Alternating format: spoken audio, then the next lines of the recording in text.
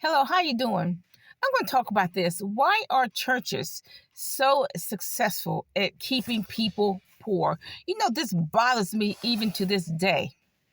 And it puzzles me to this day that Christians are still poor. I have had conversations with them, a lot of conversations with Christians over the years, mostly poor Christians. Now I became a Christian about 30 years ago, and a lot, like I said, most of my conversations were with Christians. But look, most of the people I talked to were poor. Most of the Christians I talked to were poor. Now, so 30 years later, the Christians are still poor. Now, the Christians that are connected to the pastor, of course, they're not poor because they're his children or whatever. So they're not poor.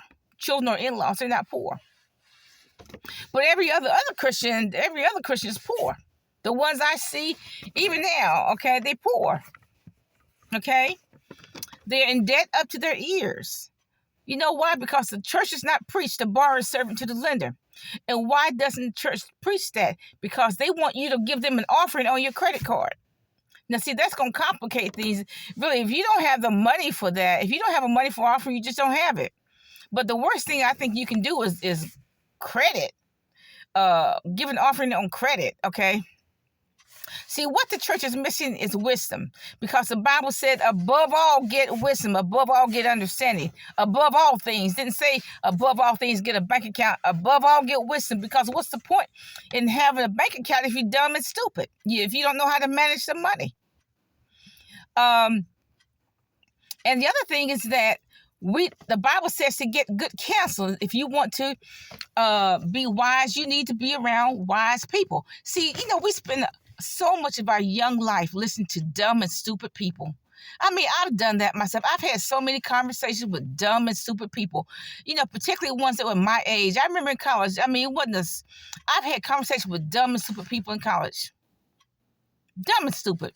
And you know what? That's not even good. You should always if you're going to have a conversation with kind of smart people, okay? Forget the dumb and stupid people. Now, I found out that the prosperity message was not working for me. So I went back to Genesis to see what God had to say about money, because I figured that everything you need to know is in the Word. So I went back to Genesis to see what God has said about money. And I noticed that possess the land. That's what is missing. First of all, the first thing is missing is wisdom.